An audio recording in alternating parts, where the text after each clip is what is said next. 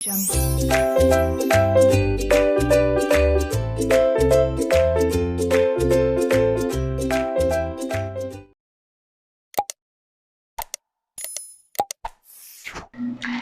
hello everyone and welcome back to my channel name Learning to Learn.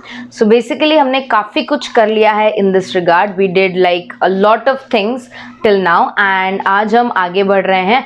ये series organisation behaviour की है. यही series मैंने हिंदी में भी लॉन्च की है और इंग्लिश में भी लॉन्च की है. तो आप अपने कंफर्ट लेवल के हिसाब से देख सकते हैं that in which language you prefer to watch these videos. And if you want a playlist तो आप मेरे चैनल पे जा सकते हैं, प्लेलिस्ट पे दबा सकते हैं. You can get the organization behaviour English playlist and organization behaviour Hindi playlist. Okay, now moving forward with Unacademy. I am a verified educator on Unacademy. वहाँ पे मेरे प्लस के क्लासेस चल रहे हैं, स्पेशल के क्लासेस चल रहे हैं, तो आप ज्वाइन कर सकते हैं. एंड मेक श्योर आप इस पे ध्यान दें. 13th and 14th March 2021 को we have a very insightful sessions. These are free of cost sessions और उसके लिंक्स मैं नीचे डिस्क्रिप्शन बॉक्स में डाल दूंगी. Exactly ये सेशंस है किस बारे में? ये सेशंस है related to experience of the JRF holders. इस सेशन में बेसिकली हम लोग इंटरेक्ट करेंगे with all the past JRF holders जो अनअकैडमी से जिन्होंने पढ़ाई की और अल्टीमेटली उनका JRF क्लियर हो गया. अभी वो कहीं ना कहीं PhD कर रहे हैं and we will try to understand like me and other educators. हम लोग उनका इंटरव्यू लेंगे and will try to understand how is life after JRF और आफ्टर क्लियरिंग नेट एग्जामिनेशंस. कितना दिक्कत आती है PhD करने में या PhD कैसी जा रही है उनकी. उन्होंने किस तरह अपनी प्रिपरेशन स्ट्रैटेजी रखी थी, उन्होंने किस तरह प्रिपेयर किया था further NTA UGC net examinations. You will get a bit of motivation and you will get an entire glimpse that what is your career after clearing your NTA UGC net और JRF. तो अगर आपको ये details चाहिए, make sure you don't miss this as on 13th and 14th March and at various time periods हैं. तो आप इसको एनरोल कर सकते हैं. लिंक्स नीचे डिस्क्रिप्शन बॉक्स में दे रखे हैं. So let's start today. अब पिछली बार हमने किया था पिछली बार हमने किया था organization behaviour. Okay, organization behaviour में हमने वैसे बहुत कुछ कर लिया है. Starting with this, like what do we understand by organization behavior, micro analysis, macro analysis, factors affecting organization behavior, etc. yes, ये हमने एनालिसिस भी कर लिया था. ऑब्जेक्टिव्स ऑफ ऑर्गेनाइजेशन बिहेवियर भी कर लिए थे and factors affecting. This was the last video जो मैंने अपलोड किया था 2 दिन पहले, लाइक कोर वेरिएबल्स या factors of organisation. Fine. Now moving forward with the next one.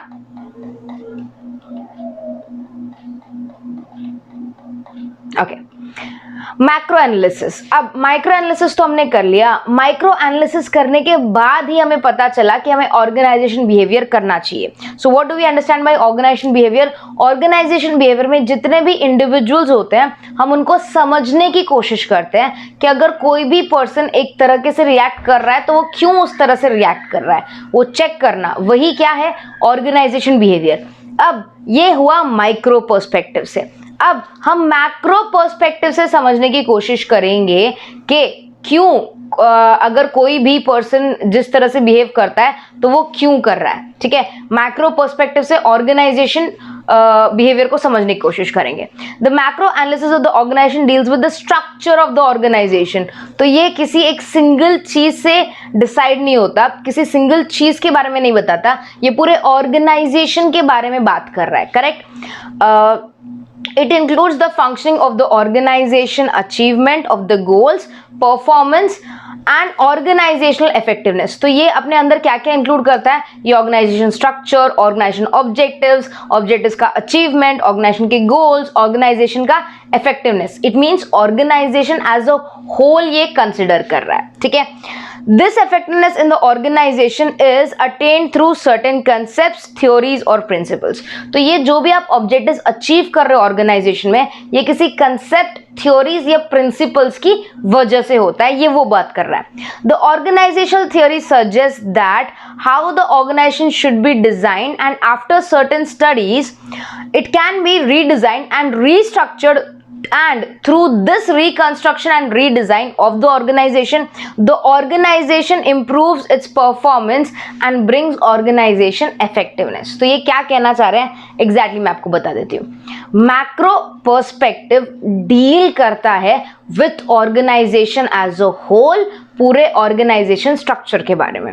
इसमें हम ये पढ़ते हैं कि अगर ऑर्गेनाइजेशन का स्ट्रक्चर इफेक्टिव नहीं है तो हमें ऑर्गेनाइजेशन के स्ट्रक्चर में चेंजेस लाने की ज़रूरत है, उसको रीडिज़ाइन करने की ज़रूरत है, और उसके बाद शायद ऑर्गेनाइजेशन ज़्यादा बेटर हो पाए, उसके ऑब्जेक्टिव्स वो अचीव कर पाए और अल्टीमेटली एफिशिएंसी ला पाए। क्लियर? ओके, अब ये इसका थोड़ा थ्योरी आप इसको पढ़ सकते हैं आराम से। इसकी पीडीएफ आप टेलीग्राम से डाउनलोड कर सकते हैं, डिस्क्रिप्शन में टेलीग्राम का लिंक दिया हुआ है। तो आपको क्या करना है, टेलीग्राम ऐप इंस्टॉल करना है, उस ग्रुप में जाना है, उस ग्रुप में ऐड होना है और सारे नोट्स वहाँ पे इजीली अवेलेबल हो जाएंगे, आप पीडीएफ डाउनलोड कर सकते हैं। ठीक है, ये ऑर्गेनाइजेशनल थ्योरी की डेफिनेशन है। Organizational theory is an assembly of all the concepts, principles and practices which explains the whole organizational phenomena। तो ऑर्गेनाइजेशन थ्योरी क्या हो गया? ऑर्गेनाइजेशन थ्योरी एक कॉम्बिनेशन है सारे प्रिंसिपल्स का, सारे कंसेप्ट्स का, सारे प्रैक्टिसेस का, सो दैट ऑर्गेनाइजेशन फिनोमिना हम समझ सकें। ठीक है, तो ये हो गया ऑर्गेनाइजेशन थ्योरी, ये मैक्रो पर्सपेक्टिव है।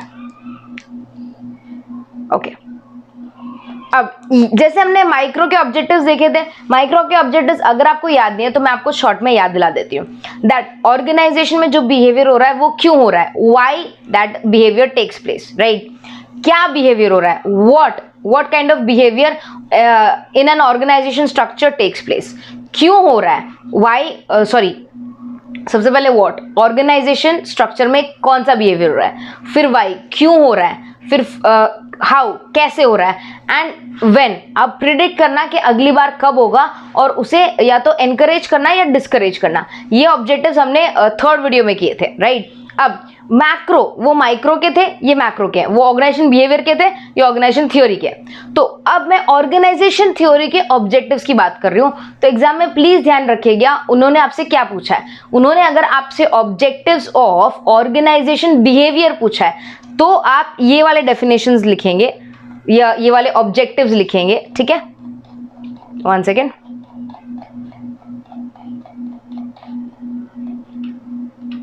ये रहा ऑर्गेनाइजेशन बिहेवियर गोल्स, आपको दिख रहा है?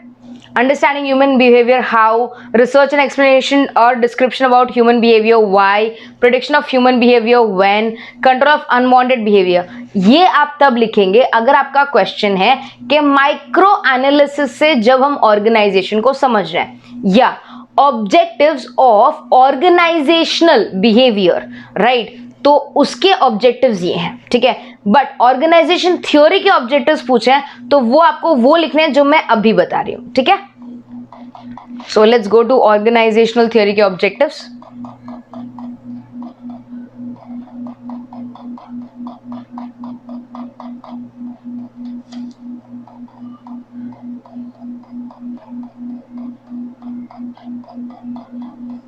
I'm really sorry, just give me 1 second.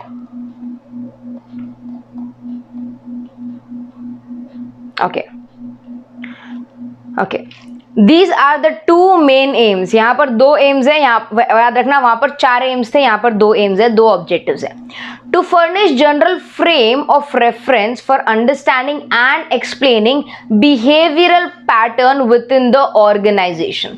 इसका मतलब सबसे पहला हमारा ऑब्जेक्टिव ये है कि ऑर्गेनाइजेशन में किस तरह का बिहेवियरल पैटर्न चलता है। तो हम यहाँ पर एक पर्सन की बात नहीं कर रहे हैं, पूरे ऑर्गेनाइजेशन की बात कर रहे हैं, सारे ऑर्गेनाइजेशन के लोगों के बारे में बात कर रहे हैं, पहली बात। दूसरी बात, to provide scientific basis for managerial which is concerned with predicting and controlling the factors which influences the behavior in the organization as a whole। तो सबसे पहले पैटर्न फाइंड आउट करना कि भाई आपके ऑर्गेनाइजेशन में किस टाइप का स्ट्रक्चर चल रहा है, किस टाइप का बिहेवियर चल रहा है एज अ होल, पहली बात।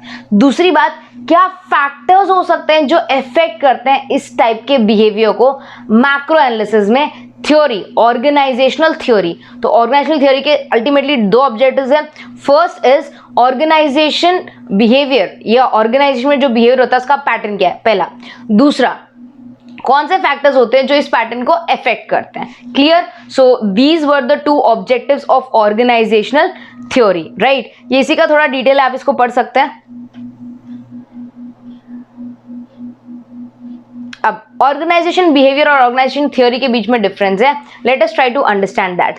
Organisation deals with micro analysis, ये स्टार्टिंग में ही बोला था, एंड ऑर्गेनाइजेशनल थ्योरी ये डील करता है with macro analysis. Macro means large और ह्यूज, करेक्ट?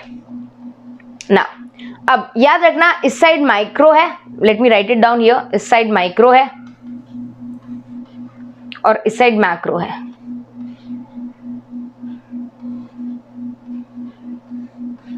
ओके ना, अब to understand predict only human behaviour, जब हम माइक्रो की बात कर रहे हैं तो सिर्फ ह्यूमन बिहेवियर को हम देख रहे हैं बस, लेकिन यहां पर स्टेट ऑफ अफेयर, इवेंट और ऑर्गेनाइजेशन एज अ होल की स्टडी कर रहे हैं। तो माइक्रो इंडिविजुअल की स्टडी करता है, मैक्रो होल की स्टडी करता है। माइक्रो को हम ऑर्गेनाइजेशन बिहेवियर कहते हैं, मैक्रो को ऑर्गेनाइजेशन थ्योरी कहते हैं, ठीक है?